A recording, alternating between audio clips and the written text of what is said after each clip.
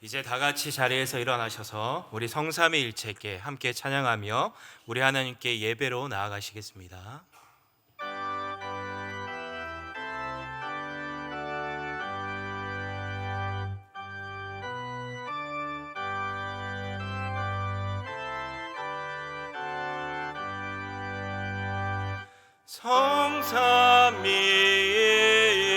성삼위일체께 한없는 찬송을 드립니다. 존귀한 주님을 영광 중매없고 영원히 모시게 하옵소서.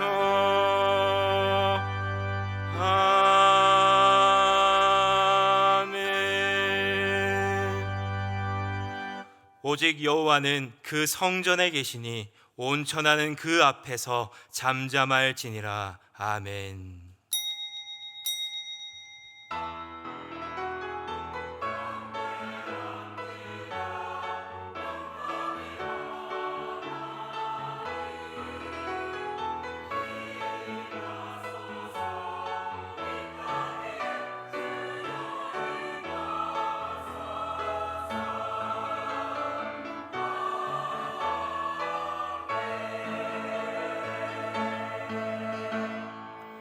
저희를 구원하시고 삶의 능력을 주시며 영원한 소망을 허락하신 우리 하나님을 찬양합니다. 하나님의 자녀들이 이곳에 함께 모여 마음과 뜻과 정성을 모아 이 시간 경배를 드리오니 우리 예배를 기쁘게 받아 주시옵소서. 예수님의 이름으로 기원하옵나이다. 아멘. 우리 찬송가 32장 함께 찬양하시겠습니다.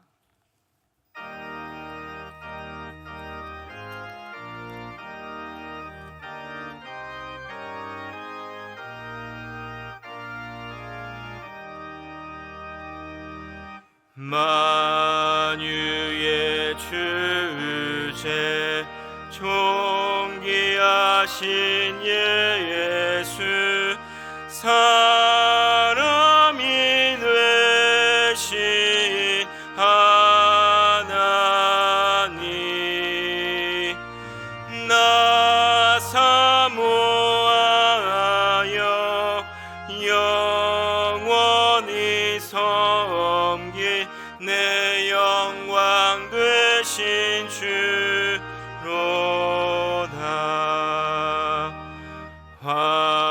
화려한 동산 무성한 저수목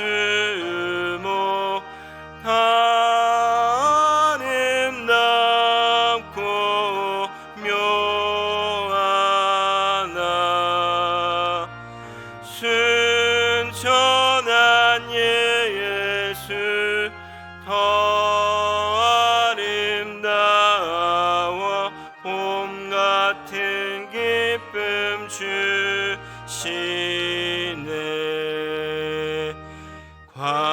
광명한 해와 명랑한 저 달빛 수많은 별들 빛나나 주 예수 빛은 더 찬란하여 참 비교할 수 없도다.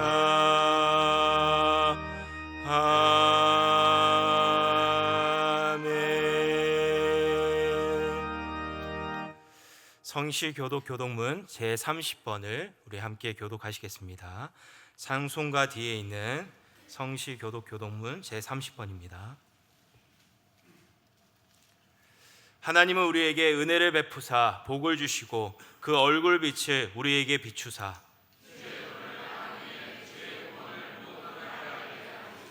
하나님이여 민족들이 주를 찬송하게 하시며 온 백성은 기쁘고 즐겁게 노래할지니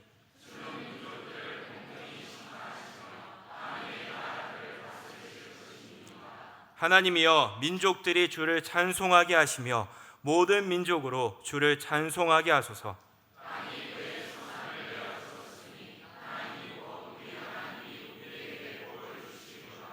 하나님이 우리에게 복을 주시리니. 아멘. 우리 다 같이 신앙 고백 드리시겠습니다. 전능하사 천지를 만드신 하나님 아버지를 내가 믿사오며 그 외아들 우리 주 예수 그리스도를 믿사오니 이는 성령으로 잉태하사 동정녀 마리아에게 나시고 본디오 빌라도에게 고난을 받으사 십자가에 못 박혀 죽으시고 장사한 지 사흘 만에 죽은 자 가운데서 다시 살아나시며 하늘에 오르사 전능하신 하나님 우편에 앉아 계시다가 저희로서 산자와 죽은 자를 심판하러 오시리라. 성령을 믿사오며 거룩한 공회와 성도가 서로 교통하는 것과 죄를 사하여 주시는 것과 몸이 다시 사는 것과 영원히 사는 것을 믿사옵나이다. 아멘. 다 같이 자리에 앉으셔서 우리 찬송가 309장을 함께 찬양하시겠습니다.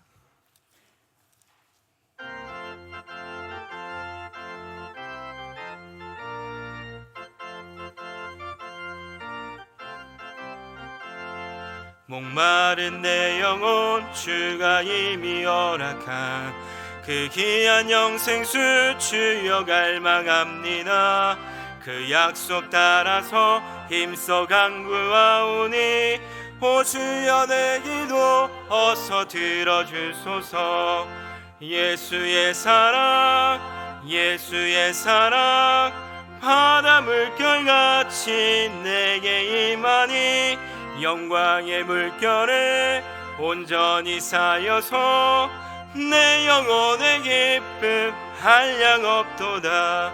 주 내게 약속한 큰 비 내려주시려 은혜의 저그름 건너편에 떠올라 그 귀한 징조가 내게 밝히 보이니 나 힘을 다하여 주께 간구합니다.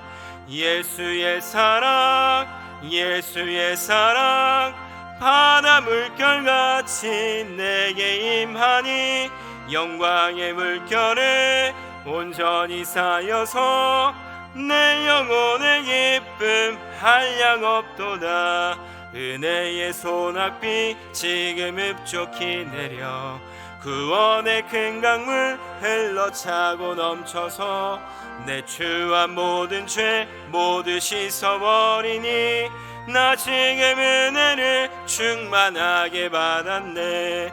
예수의 사랑 예수의 사랑 바다 물결같이 내게 임하니 영광의 물결에 온전히 쌓여서 내 영혼의 기쁨 한량없도다.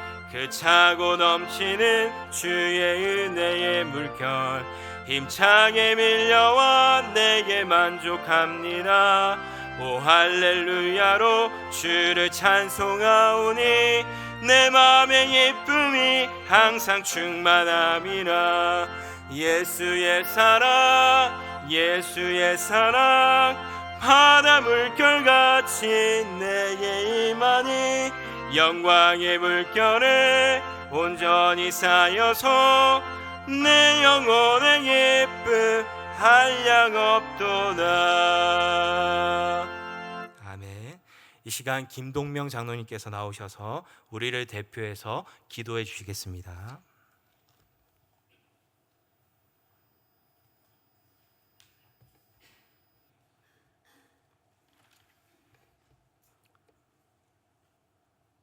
오늘도 살아계셔서 우리들의 생명을 주관하시는 하나님, 한 주간도 무더위 속에서 우리 세금산 교회 성도님들을 지켜주셔서 하나님께 감사하며 살게 하심을 더욱 감사합니다. 그러나 주님, 우리들의 일상 속에서 지었던 여러 가지 죄들 주님 앞에 내려놓고 회개합니다. 회개하는 심령마다 주님께서 흘려주신 보혈로 깨끗이 씻어서 이 시간 정결한 마음으로 예배드릴 수 있도록 은총을 내려 주옵소서.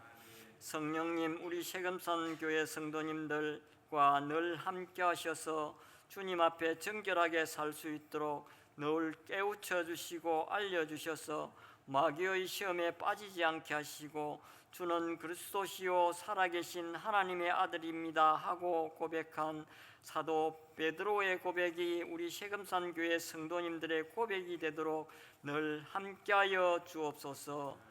우리 세금산 교회가 늘 주님께서 기뻐하시는 일을 찾아서 하게 하시고 이 지역을 복음으로 변화시키겠다는 거룩한 주님의 마음으로 가득한 세금산 교회가 되게 은혜를 주시고 성도님들이 되도록 은총을 내려 주시기를 원합니다. 우리 세금산 교회 학교가 수고하시는 사역자분들의 수고로 날마다 부흥하는 은혜를 더하여 주옵소서. 주님 우리 세금산 교회 성도님들의 개개인의 고민들 주님 앞에 내려놓고 기도할 때에 주님 친히 찾아가 주셔서 만나 주시기를 간구합니다. 주님 우리 교회가 돕고 있는 9개국에 파송된 선교사님들 주님께서 함께하여 주셔서 날마다 주님께서 주시는 새 힘으로 기뻐하며 감사가 넘치는 사역들을 늘 잘 감당하게 하여 주옵소서. 주님께서 주시는 새 힘으로 묵묵히 잘 감당할 수 있도록 늘 함께하여 주시기를 간구합니다. 오늘 또 목사님께서 주시는 말씀을 우리 성도님들 붙잡고 기도하며 간구할 때에 그리스도의 향기가 그리스도의 편지로 살아갈 수 있도록 성령님께서 함께하여 주시기를 원하며 우리를 죄에서 구원해 주신 예수 그리스도의 이름으로 기도합니다. 아멘.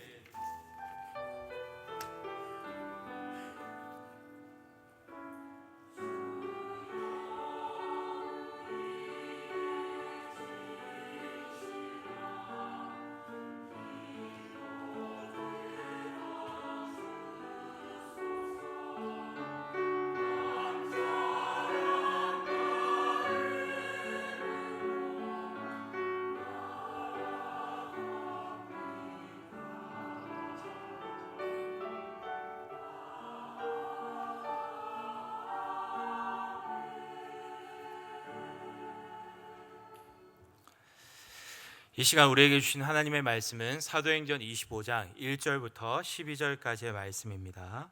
사도행전 25장 1절부터 12절까지의 말씀을 교독하시겠습니다.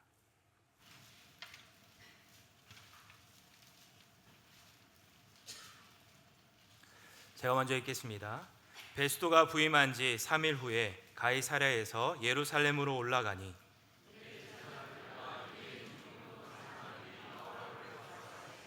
베스도의 호의로 바울을 예루살렘으로 옮기기를 청하니 이는 길에 매복하였다가 그를 죽이고자 함이더라.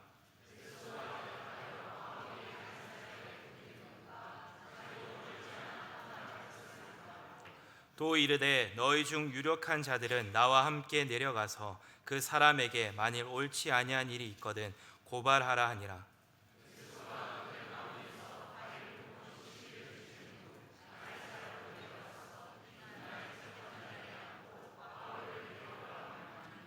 그가 나오매 예루살렘에서 내려온 유대인들이 둘러서서 여러 가지 중대한 사건으로 고발하되 능히 증거를 대지 못한지라.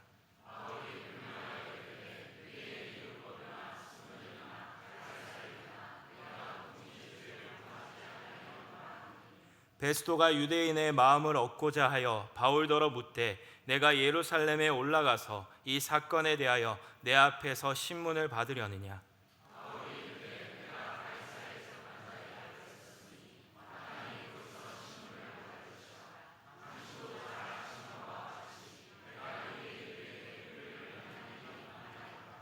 만일 내가 불의를 행하여 무슨 죽을 죄를 지었으면 죽기를 사양하지 아니할 것이나 만일 이 사람들이 나를 고발하는 것이 다 사실이 아니면 아무도 나를 그들에게 내줄 수 없나이다. 내가 가이사께 상소하노라 한대 베스도가 배석자들과 상의하고 이르되 내가 가이사에게 상소하였으니 가이사에게 갈 것이라 하니라. 아멘. 이 시간 성가대에서 정성껏 준비한 찬양을 우리 하나님 앞에 올려드리도록 하겠습니다.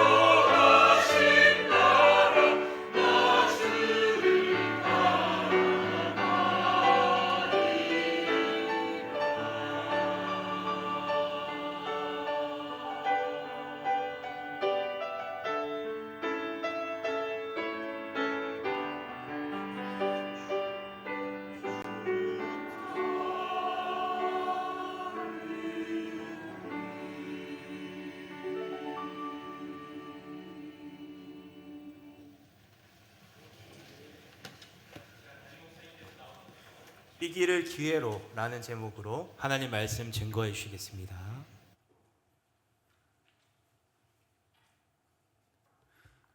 9월달 첫째 주가 되었습니다. 8월달 여러분들 힘들게 했던 것들은 다 뒤로 가고 하나님께서 여러분들 가정들마다 넘치는 은혜로 형통한 일로 인도하시기를 축원합니다. 6.25 전쟁이 지나고 난 다음에 베이비 부머 세대에 그 당시에 인구가 폭발적으로 늘어나서 저 시골이나 도시나 아이들이 얼마나 많았는지 그 시대를 살아온 저희들 기억하기로는 제 고향 그 지역의 그 학교가 초등학교가 그때는 국민학교였죠. 제가 기억하기로 한 600명 정도 학생이었습니다. 한 반에 한 60여 명 그렇게 됐는데, 그리고 난 다음에 세월이 지나서 요즘은 좀 정책적으로 달라서 최근은 잘 모르겠습니다만은 한 20명까지도 전교생이 줄어들었다는 이야기를 나중에 들었습니다. 그 20명 정도 다니는 학교가 과거에 600명이 있었다니까 얼마나 그때의 아이들이 많았겠습니까? 도심에는 그 당시에 쉽지 않은 그 아이들 가르치는 교사가 학부가 여기서 말하는 교사는 선생님을 말하는 게 아니고 아이들이 공부할 그런 공간이 마련되지 않은 곳에는 아이들이 한 반에 100명이 넘어가기도 하고, 또 그래도 안 돼가지고 나중에는 오전 출석하는 아이들이 있고 오후에 또 출석하는 아이들이 있고 이래가지고 정말 그때는 얼마나 아이들이 많았는지. 이렇게 되니까 정부에서는 산하 제한 정책을 강력하게 펼치게 되었습니다. 아이들이 많아서 양식은 부족한데 먹고 살기가 어렵다는 것이죠. 그래서 60년대에 대표적인 가족계획 캠페인 표가 있는데 그 표가 참 재미있습니다. 덮어놓고 나타보면 거짓골을 못 면한다. 70년대 대표적인 표는 아들, 딸 구별 말고 둘만 낳아 잘 기르자. 둘 낳아도 이게 해결이 안 되니까 80년대에 들어오면은 하나씩만 낳아도 삼천리는 초만원, 둘 낳기는 이제 옛말 1등 국민 하나 낳기. 하나 낳고 젊게 살고 좁은 땅 넓게 살자. 그리고 또 다른 표가 하나 있어요. 여보, 우리도 하나만 낳읍시다. 그런 시대가 있었습니다. 그랬는데 겨우 40년밖에 안 지났는데 지금은 온갖 혜택을 다 주어도 아이를 낳지 않고 출산율이 자꾸 또 떨어져서 국가 소멸을 걱정하는 이 저출산 세계 1위 국가가 되어버렸습니다. 정부에서 그 머리 좋고 훌륭하고 똑똑한 사람들이 방대한 자료를 가지고 연구하고 이렇게 해도 한 치 앞도 내다보지 못하는 것이 인간의 삶입니다. 야고보는 내일 일을 너희가 알지 못하는도다 그렇게 말했는데, 죄도 없는 바울을 2년이나 구류해 두고 있던 벨릭스 총독은 자기 인생을 한 치 앞도 내다보지 못하고 복음을 전한 바울 사도에게조차 뇌물을 받아보려고 하다가 당국으로부터 해임되고 말았습니다. 해임되고 나중에 불과 몇 년 안 돼가지고 스스로 생을 마감해버렸어요. 그 후임으로 오늘 말씀해 보니까 베스도가 총독으로 부임하게 됩니다. 그런데 베스도가 부임했을 때 바울에게는 그것이 또 다른 위기를 만나게 된 것입니다. 베스도 총독에 대한 평가는 역사적으로 상당히 긍정적입니다. 성품이 온순하고 신중하여서 유대인들과 사이가 나쁘지 않았고 치안을 안전하게 하는 등 선정을 베푸는 현명한 사람으로 역사는 기록하고 있습니다. 본문에 나타나는 베스도의 행적에서도 그런 면모가 보입니다. 그는 부임한 후 3일 후에 총독 관저가 있는 가이사라에서 예루살렘으로 올라갔습니다. 가이사라에 부임한 후에 하루만 쉬고 예루살렘을 방문한 것입니다. 새로 부임한 자기 관할 지역의 가장 중요한 도시를 하루라도 빨리 돌아보고 또 유대 지도자들과 만나서 친밀한 관계를 가지려고 한 것입니다. 그런데 베스도 총독을 처음으로 대면한 자리에서 대제사장들과 유대인 고관들은 바울을 고소했습니다. 바울을 죽이려던 악한 마음이 지금 2년이 지나도록 식어지지를 않았던 것입니다. 총독이 새로 부임하였으므로 유대의 사정을 지금 잘 모를 것으로 보고 그 기회를 이용해서 또 바울을 죽이려고 한 것입니다. 그들은 바울이 유대인임을 강조하며 바울이 율법을 어기고 성전을 더럽게 하였기 때문에 예루살렘의 산헤드린 공회에서 재판을 받는 것이 옳다고 했을 겁니다. 벨릭스 앞에서는 바울을 고소할 때에 소요를 일으키는 그런 인물로 고발을 했는데 그 뜻대로 안 됐어요. 로마 당국에서 제일 싫어하는 게 소요를 일으키는 사람이거든요. 그건 제국을 혼란하게 만들기 때문에 바로 처결을 해버립니다. 그런데 이제는 바울에 대해서 잘 모르는 베스도에게는 그걸로는 잘 안 된다는 것을 알고는 종교적인 문제로 고소를 한 겁니다. 그러니까 우리가 알아서 할 테니까 이쪽으로 좀 보내주세요 한 것이죠. 물론 그들은 당시의 국회격인 사내들인에서 공식 재판을 정당하게 열어서 이 바울을 처리할 생각은 애초에도 없었습니다. 재판받기 위해서 가이사라에서 예루살렘으로 올라오는 도중에 그들이 매복을 시켜놨다가 그들로 하여금 암살해버리려고 했던 것입니다. 베스도는 유대의 종교 지도자들과 가급적 우호 관계를 유지해야만 했습니다. 벨릭스 총독도 그걸 잘 못해서 당국으로부터 소환이 되었던 겁니다. 총독이 현지 민족들과 원만한 관계를 얼마나 잘 유지하는가가 당시에 로마 정부에서 파송한 그 총독의 역량을 평가하는 데 결정적인 사유가 되었습니다. 아무리 뛰어난 사람이 가도 그것이 혼란하고 그 혼란을 잠재우지 못하면 그건 영양 없는 정치인으로 알고 퇴출시켜버렸단 말이죠.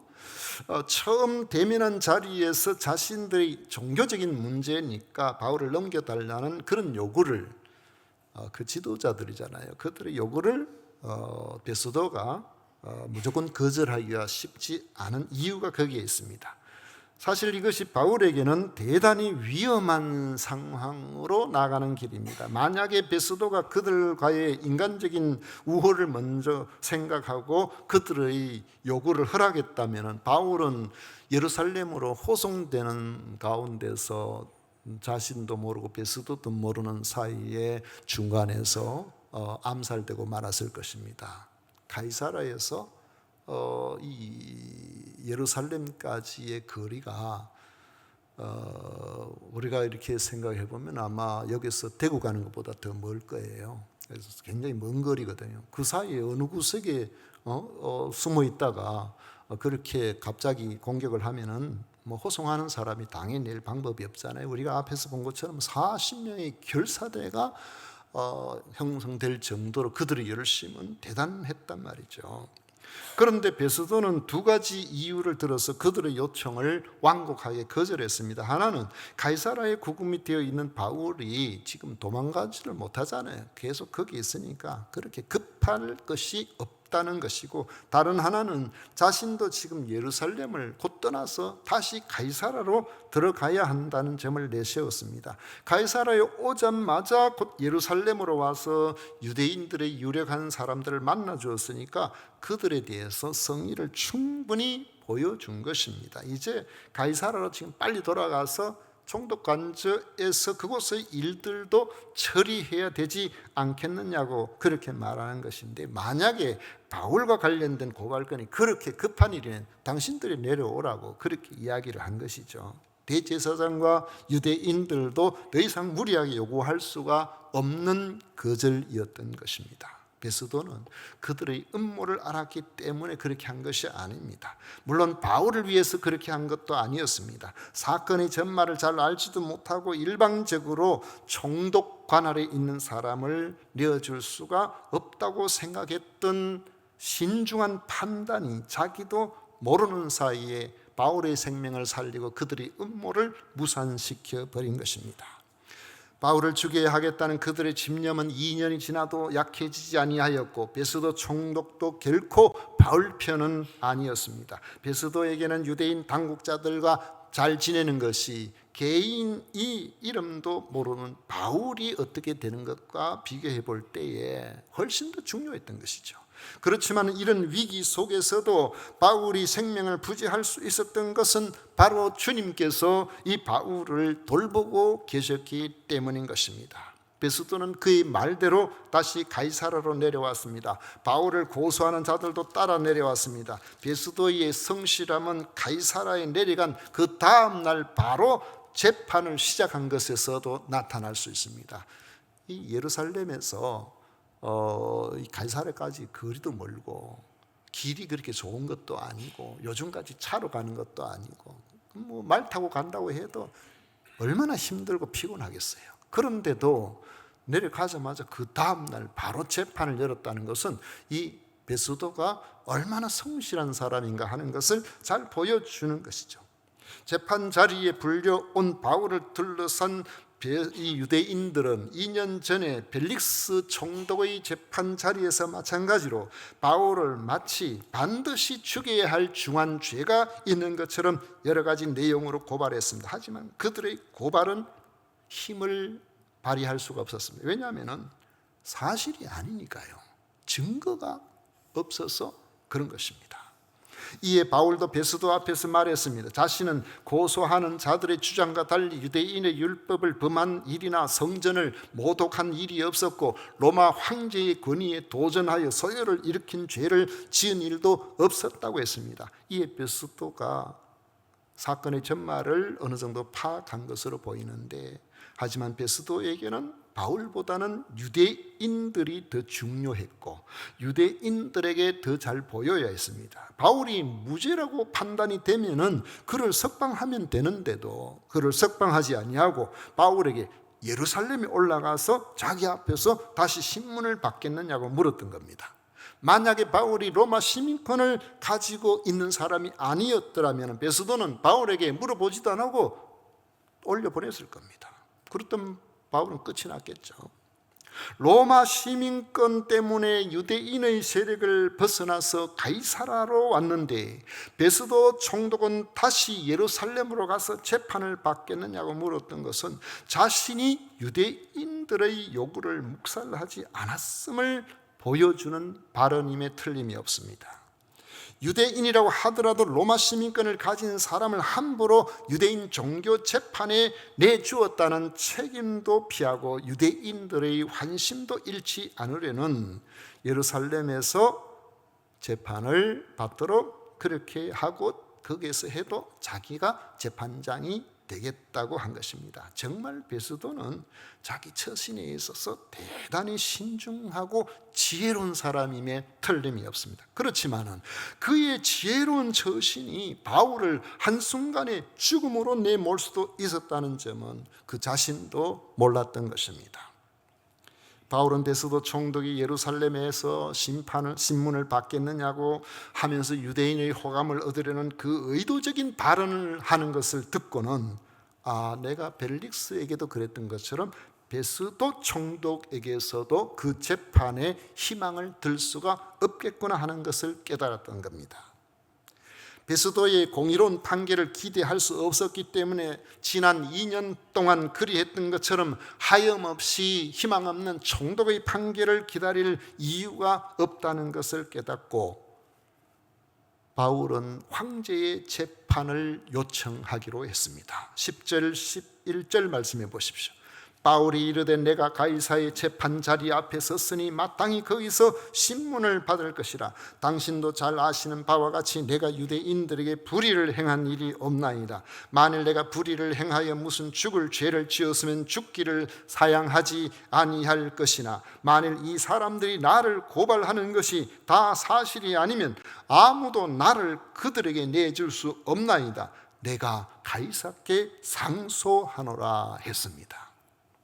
바울이 가이사의 재판 자리 앞에 섰으니까 마땅히 거기에서 신문을 받으라고 한 이 발언은 자기가 로마 시민으로서 로마법의 절차를 따라서 재판이 진행되어야 함에도 불구하고 유대인의 종교 재판에 내어주겠다는 베스도의 잘못에 대한 지적이기도 합니다. 로마 시민으로서 자신은 황제의 대리자인 베스도 총독이 주재하는 로마 법정에서 재판을 받고 있다는 사실을 상기시키면서 지금처럼 불리한 상황이 예상되는 자리에서 자신은 더 이상 재판을 받고 싶지 않다는 거예요. 그래서 황제가 직접 재판해 줄 것을 상소한다는 것입니다. 황제에게 상소할 수 있는 권리는 로마 시민에게 주어지는 핵심적인 특권이었습니다. 하급심을 신뢰할 수 없을 때에 황제에게 상소하면 황제의 판결이 있기 전까지는 아무도 그를 함부로 대할 수가 없었어요. 매를 칠 수도 없었고 고문을 할 수도 없었습니다. 심지어 황제에게 재판을 받을 수 있도록 안전하게 그를 호송해 줄 의무도 있었어요. 그게 로마 시민권을 가진 사람의 권리였습니다. 로마 시민권이 대단하죠. 황제를 대면하고 황제 앞에 내가 재판받겠다고 내 억울함을 풀겠다고 하는 거예요. 그게 로마 시민권이 할 수 있는 권한이었어요.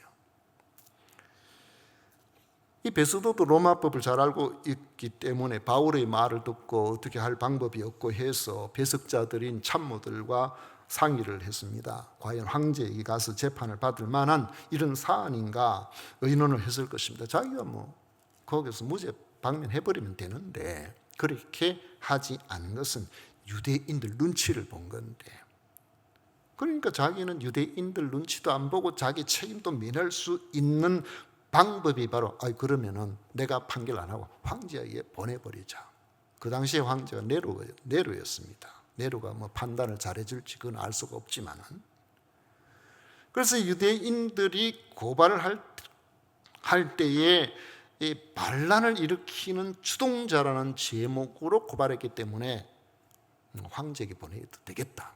이렇게 해서 베스도는 자신의 결정을 바울에게 말했습니다. 내가 황제에게 상소했으니까 황제에게 가서 재판을 받으라는 겁니다. 베스도의 이런 결정에는 다분히 정치적인 의도가 있죠. 그가 봐도 바울이 소요 사태를 일으킬 만한 위험 인물이 아닌 것을 알았을 겁니다. 그렇지만 무죄 방면을 해버리면 유대인들이 자신을 좋아하지 않을 것이기 때문에 아픈 이런 문제, 골치 아픈 이런 문제에 책임을 지지 않기 위해서 바울의 요구를 들어주어서 황제에게 보내버리는 것이 낫다는 그런 생각을 한 것이죠. 로마 시민권을 가진 사람의 정당한 권리를 거절할 수 없어서 황제에게 보낸다는데 유대인들 어떻게 총독에게 말할 수가 있겠습니까? 비록 바울이 미결소의 몸이지만 마침내 바울에게는 로마로 가는 길이 열리게 된 것입니다. 2년 전에 천부장 루시아의 관할 아래에서 군대 막사에 있을 때에 밤에 주님께서 바울에게 나타나셔서 말씀하신 적이 있습니다. 바울아, 담대하라. 내가 예루살렘에서 나의 일을 증언한 것 같이 로마에서도 증언하여야 하리라. 그 말씀이 이제 구체적으로 이루어지게 된 것입니다. 바울이 로마로 가게 된 배후에는 분명히 주님의 계획하심과 주님의 보내심이 계셨던 것입니다. 그런데 주님께서 보내시는 그 길인데 바울이 왜 그 길을 좀 쉽게 못 가고 이토록 어렵게 주님께서 바울을 보내실까요? 바울이 천부장의 주선으로 급하게 가이사랴에 내려갈 때만 해도 주님께서 강력하게 개입하신 그런 흔적을 우리는 볼 수가 있습니다. 일개 죄인을 위해서 로마의 정예 부대 말이죠. 보병 200명, 창병 200명, 기병 70명이 호송을 하면서 그렇게 보내준 그런 호송을 받는 죄수가 어디에 있습니까? 벨리스 총독이 그를 재판하면서 예수님의 부활에 대해서 관심을 가지고 궁금해할 때에도 그때만 해도 하나님께서 바울을 통해서 이 총독을 구원하시려고 하는가, 이런 주님의 섭리가 계신가, 이런 생각을 우리가 할 수가 있었죠. 그런데 벨릭스는 어느 세월에 진리에는 관심이 없고 뇌물받는 일에만 관심을 가지고 바울 사도는 구금 상태가 한도 끝도 없이 세월을 그냥 보내면서 벌써 2년이 지나는 이런 일들이 벌어질 때에 과연 바울은 주님의 섭리하심에 대해서 어떤 생각을 했을까요? 어떤 이의 해석처럼 그동안 쉬지 못하고 복음을 전하던 바울로 하여금 그곳에서 충분히 쉴 수 있도록 하게 하시려는 하나님의 뜻이 아니었을까? 그것을 파악하고 그곳에 머물면서 편안하게 심신의 안식을 누리고 있었을까? 그런 생각을 해보죠. 바울의 입장이 되어보지 않아서 알 수는 없지만 저 같으면 그렇지 않았을 것 같습니다. 주님께서 로마로 가라고 하셨는데 로마로 금방 갈 줄 알았는데 거기에 붙잡혀가지고 한 해가 지나고 두 해가 지나고 하염없이 그 속에 머물고 있다면 얼마나 답답할까요? 그런 상황을 바울도 굉장히 답답했을 것 같습니다. 우리는 하나님께서 약속하신 바를 반드시 지키시는 분이라는 사실을 믿습니다. 하지만 하나님이 약속하신 것을 이루실 때에 우리 생각처럼 안 될 때가 참 많습니다. 하나님께서는 편안하게 우리로 하여금 내가 알아서 할 테니까 너는 쉬어라. 우리는 또 그렇지를 못해요. 우리는 내가 생각하는 시간이 있는데 그 시간 안에 안 되면 마음이 답답해서 못 견디는 사람 아닙니까? 그렇게 믿음이 좋다고 하는 아브라함도 못 견뎠어요. 하나님께서 그에게 상속할 자식이 없다고 하니까 아브라함아 밖에 나와봐라. 저 하늘 한번 쳐. 뭐가 보이냐? 저 하늘에 수많은 별들이 있습니다. 그래, 네 몸에서 날 아들이 저 하늘의 별처럼 그렇게 될 것이다. 그랬는데 그러면 그 다음에 아기가 들어서야 되잖아요. 그런데 아기가 들어서기는 커녕 세월은 자꾸 가고 어느덧 10년이 가버렸어요. 몸은 완전 늙어. 그러니까 인간적인 방법으로 하나님께서 자식 주시겠다는데 이렇게도 주시고 저렇게도 주신 거 아니냐 그래. 몸종 하가를 통해서 아이를 낳았어요. 그건 하나님의 뜻이 아니었대. 같은 자식을 낳아도 하나님이 약속하신 약속의 자녀가 아니었다는 거죠. 여러분, 우리는 하나님께서 약속하셨다고 하더라도 우리 생각처럼 안 되면은 기다리기 어려운 거예요. 그러면은 주님께서는 왜 우리가 속이 다 타도록, 왜 우리가 이래도 안 되고 저래도 안 되고 답답해서 견딜 수 없을 정도로 무작정 그렇게 기다리게 하실까요? 왜 우리의 가슴을 답답하게 하시고 왜 우리가 가는 길을 위태롭게 내버려 두실까요? 우리는 우리가 모르는 하나님의 또 다른 계획이 있음을 믿지 않으면 견디기가 어려운 것입니다. 그러면은 가이사랴에서 2년간 구금이 계속될 때에 그 답답할 수밖에 있었던 그러한 바울의 기다림 속에서 하나님께서 주시는 계획은 뭐였을까요? 우리는 생각하기를 세상이 다 내 중심으로 돌아갈 것처럼 생각하고 세상이 다 내가 생각하는 그 기도의 제목들을 움직여 갈 거라고 그렇게 생각하기 쉽지만 하나님께서는 전 우주적으로 하나님의 계획, 하나님의 뜻을 이루어 가십니다. 그래서 내 생각, 내 마음먹은 것처럼 안 될 때가 종종 있습니다. 그러나 하나님의 시간은, 하나님의 계획은, 하나님의 섭리는 여전히 움직여가고 있다는 사실을 우리는 알아야 됩니다. 저는 생각하기에 가이사라에서 2년간의 구금 기간이 사실은 알고 보면 바울은 답답해서 죽을 지경이지만은 바울과 함께 동역하고 있던 의사 누가가 유대 땅에 머물면서 하나님의 말씀을 접할 수 있는, 자료를 수집할 수 있는 기간이었다고 믿는 것입니다. 자, 누가가 그곳에서 2년 동안 허송생활을 한 게 아니에요. 열심히 자료를 구하고 열심히 간증자들을 만나고 그들의 말을 듣고, 그래서 이 복음에 대한 여러 가지 정황들을 파악할 수 있는 기간이 누가에게 바로 그 2년 기간이었어요. 그래서 기록한 책이 바로 누가복음과 사도행전인 겁니다.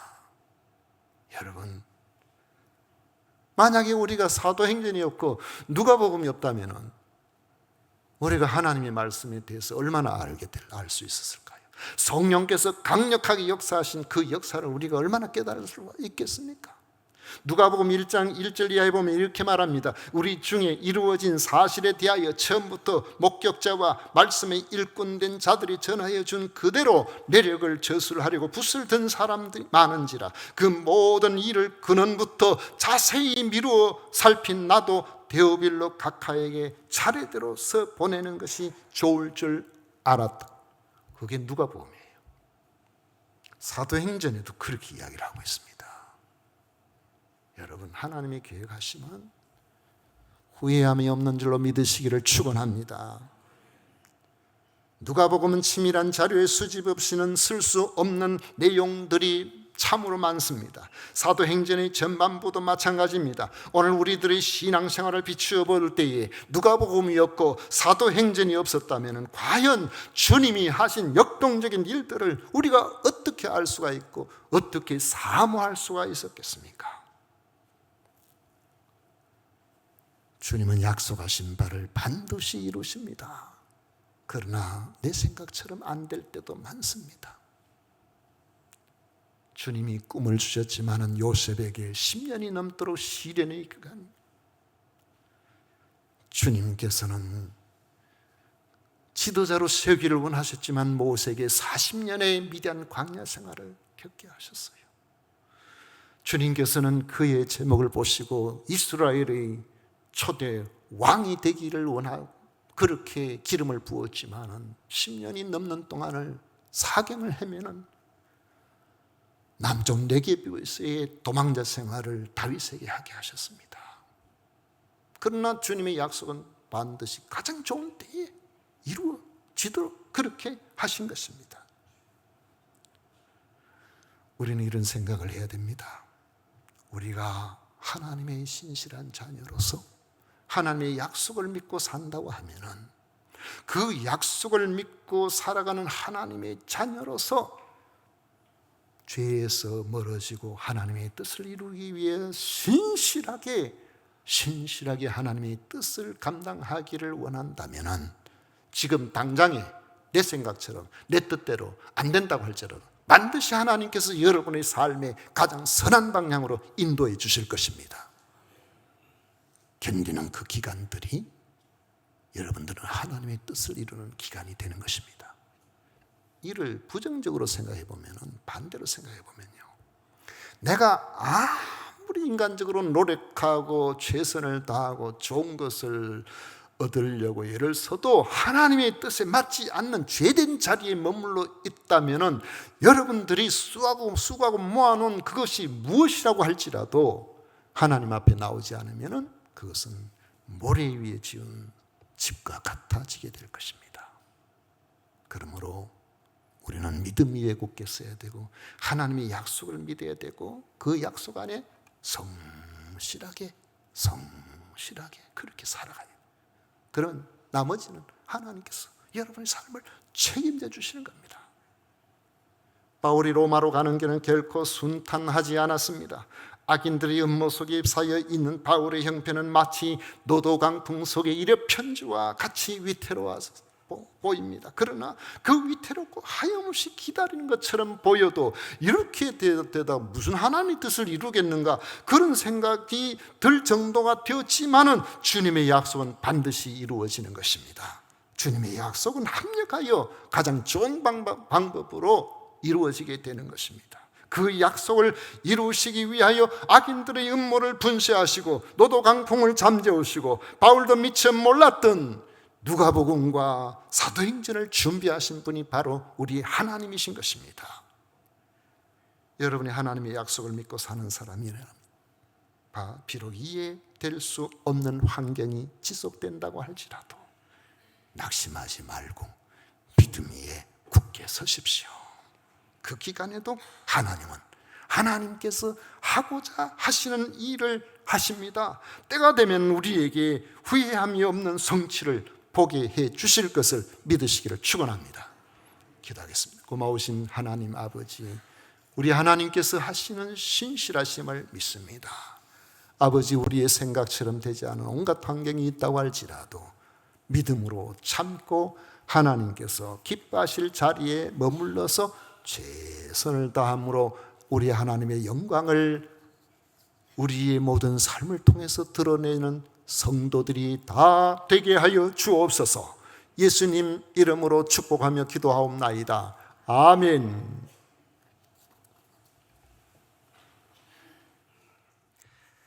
찬송가 380장 우리 찬양하도록 하겠습니다. 찬송가 380장입니다.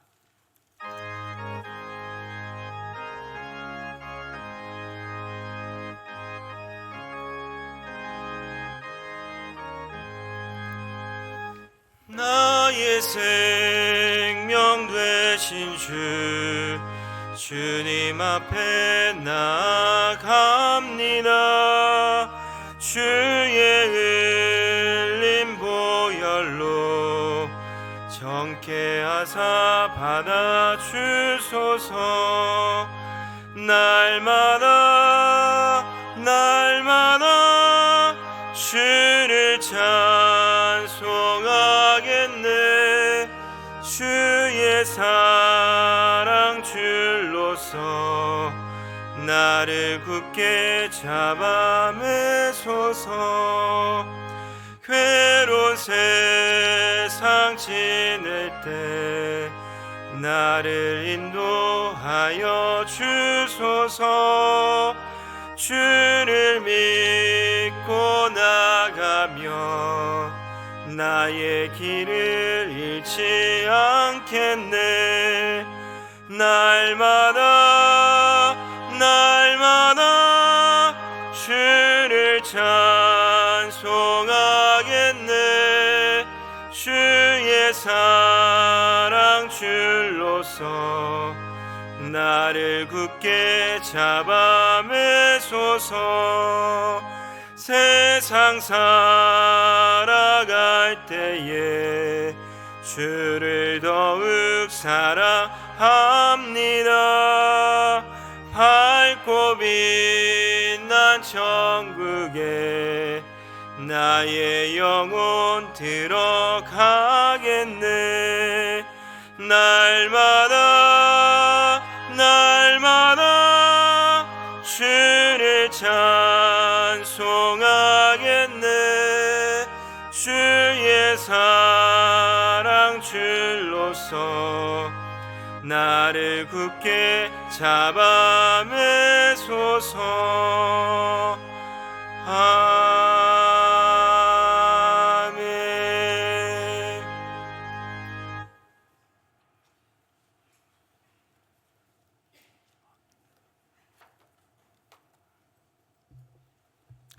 이 시간 담임 목사님께서 나오셔서 봉헌 기도 및 축도해 주시도록 하겠습니다.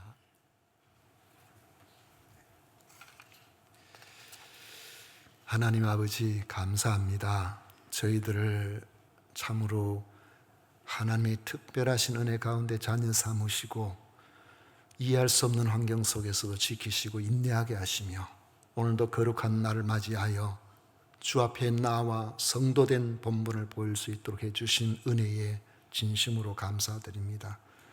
나와 예배를 드릴 때에 저희들이 주를 사랑하는 마음과 주를 신뢰하는 마음과 주님께서 우리를 향한 모든 것 주심을 기억하는 믿음으로 소득의 10분의 1을 구별하고 감사와 아버지 하나님 또 하나님 앞에 주일 헌금과 선교 헌금과 건축 헌금을 구별하여 드릴 수 있도록 해주신 것을 진심으로 감사합니다. 아버지여 드린 것 주님 받으셔서 아버지 쉽지 않은 이런 때에 하나님의 특별하신 돌보심이 우리 사랑하는 성도에게 있게 하여 주옵소서. 아버지여 저들의 가정 하나님께서 주인 되시기 때문에 주님께서 붙들어 주시면 되는 줄 믿습니다. 이 은혜가 우리 모두에게 함께 주실 것을 믿사옵고 예수님 이름으로 축복하며 기도하옵나이다. 아멘. 지금은 우리 구주 예수 그리스도의 은혜와 하나님 아버지의 놀라우신 사랑과 성령 하나님의 위로 축복 교통하심이 겸비 주님 앞에 나와 예배하는 우리 모든 성도들 위해 영원토록 함께 있을지어다. 아멘.